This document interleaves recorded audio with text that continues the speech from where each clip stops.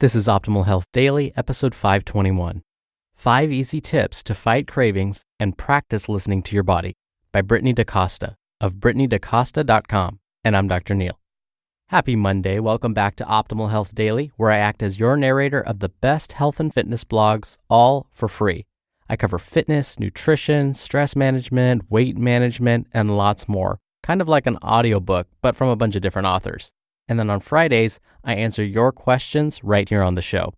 And as I always say, Fridays are my favorite day because I love answering your questions, so definitely keep sending those in. And I'm also excited to introduce our sponsor, Grove Collaborative. Over the past 2 months, Grove has helped me make the transition from toxic to all-natural home products. Grove Collaborative curates the best non-toxic products, which makes it really simple to discover amazing natural home and personal care products. And Grove backs all of its customers with a 100% happiness guarantee on top of free shipping. They make it easy to have a happy, healthy home. And we have a unique offer with them, a $30 Mrs. Meyer's kit, plus a bonus gift, and a 2-month VIP membership. Go to grove.co/optimal to claim your special offer. That's grove.co, not grove.com/optimal. And now let's get right to today's post and start optimizing your life. 5 Easy Tips to Fight Cravings and Practice Listening to Your Body by Brittney daCosta of BrittneydaCosta.com. If you're anything like I was, you always listen to the experts and ignore your body. If they say their diet will help us feel better and lose weight, we believe it must. And when the diet fails, well, we tend to think we did something wrong. In fact, it never occurred to me to actually pay attention to my body's signals. Not that I would have even known what they were for that matter. These days, I do listen to what the authors and doctors have to say, but my first priority is to listen to my body. Because I've learned that while what the experts say may be 100% true, it doesn't mean that my body will respond the same. If you're not sure how to listen to your body, that's okay. I've experimented with a ton of methods and taught myself and my clients successfully what to look for, and I'm sharing several of the exercises with you today so you can try them out for yourself. In order to listen to our body, we have to pay attention to not just what we eat, but also how we eat. The way we eat and the environment we're eating in matters. So let's get started, shall we? 1. Turn off distractions. Have you ever been at your desk working away while eating your lunch, and 30 minutes later you look down and realize you've eaten a whole plate of food and barely remember doing so? Or maybe you've been engrossed in a TV show and later realize you've consumed a whole bag of chips. At times like this, we may still feel hungry because we don't really even realize we had eaten. Seriously, our brains don't think we have eaten anything, and it'll keep sending us hunger signals until it does. So, turn off distractions like cell phones and TV. And stay away from the computer or anything work-related.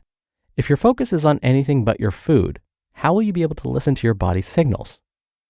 2. Pay attention to each bite. Most people inhale their food so quickly that they really have no idea how it tastes, and they may very well think they like it when in fact they really don't. Notice the aroma and appearance of your food.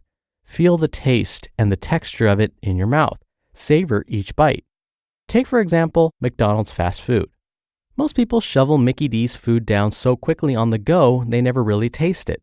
And when asked to pay attention to it, to eat slowly and chew fully, they realize they're actually grossed out by it. So the next time you find yourself going up to a drive-thru, pay attention and savor each bite and see if you even like the taste anymore. 3. Chew your food. A huge part of digestion begins in the mouth with the chewing process, as enzymes that break down your food are released through your salivary glands. Chewing your food allows your body to absorb and assimilate more nutrients and improves digestion. The next time you eat, give it a try. Do your best to chew each bite at least 30 times and notice how you do and how you feel. When you practice chewing regularly, you'll find you no longer have to count your chews.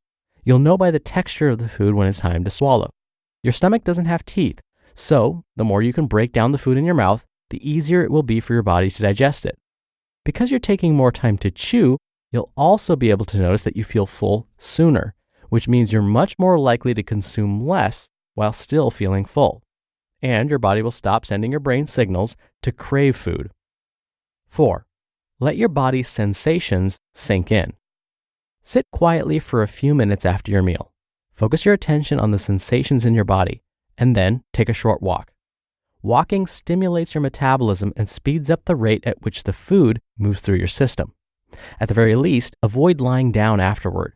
The horizontal position of your body slows down your metabolism and inhibits digestion.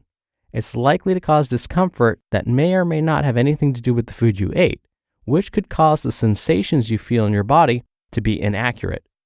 Give your brain a chance to register the sensations from your food so you can listen to the cues it's sending you. 5. Keep a food journal. What better way to listen to yourself than writing down all of your body's sensations? Jot down what you eat for each meal. Record how you feel while you eat, and again 30 minutes after, and then once again 2 hours later. Notice which foods make you feel good and energized, and which ones make you feel sluggish, bloated, gassy, tired, lightheaded, or give you brain fog after a short period of time. Really try to tune into which foods give you energy and which ones cause symptoms of any kind. Many people are sensitive to something, which can cause unnecessary side effects or reactions. So, paying close attention to how you feel is key. Foods that don't agree with us can also cause inflammation, which may hinder weight loss. What's more, often people are eating very healthy, but aren't aware that something they're eating may be the cause of their, quote, feeling off. And just because a food is supposed to be healthy doesn't mean it's healthy for you and your unique body. By understanding this and realizing that each of us is one of a kind, it can be a huge eye-opener when you discover the foods that work for you and those that don't. For example, I've discovered many of the women I work with have candida, which is an overgrowth of yeast in the body that causes a multitude of symptoms. Experts often recommend fermented foods as one of the best things you can eat to heal your body. However, that's not always the case.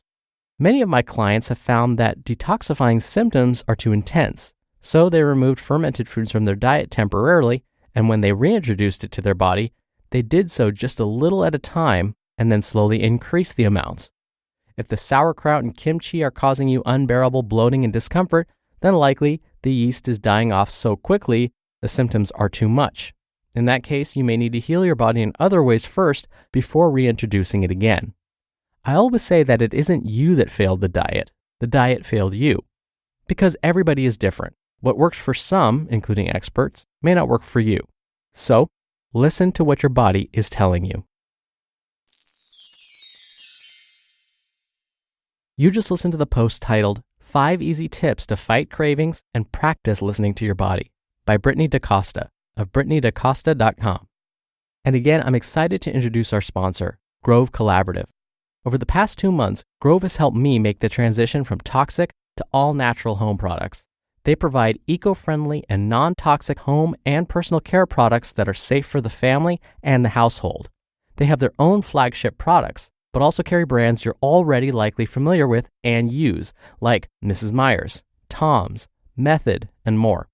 Everything I got from them feels like it's better quality, and they were kind enough to throw in a personal note. It's like the red carpet treatment, but for better prices. And on top of the great prices, they have free shipping and free returns with no questions asked. Plus, if you're a VIP member, they'll price match. We have a unique offer with them, a $30 Mrs. Meyer's kit, plus a bonus gift, and a 2-month VIP membership. So go to grove.co/optimal to claim your special offer. That's grove.co, not grove.com, /optimal. So the first thing I'll say is I just read to you 5 tips that you can start doing right now to help you be more mindful of what you're eating. But like I always say, you don't need to do all of these 5 things all at once. Pick the 1 or 2 things that sounded really interesting to you, things that you felt, hey, I could try that, or that sounded interesting. That's where you want to start. But don't feel overwhelmed that you have to do all of these things. And I often get the question, well, which one do you think is most important? Of course, I would prefer that you come up with the idea on your own and that you start with, again, the one that interests you most. But if I were to rank these, I would say keeping a food journal is probably the most important thing. And to be more specific, I would say that keeping a food journal can really help with weight maintenance and weight loss, as well as monitoring any adverse reactions to foods. So last week I talked about food allergies and intolerances, and so I discussed how if you want to know if you have a food allergy or food intolerance, of course, talk to an allergist, so a medical doctor who specializes in allergies.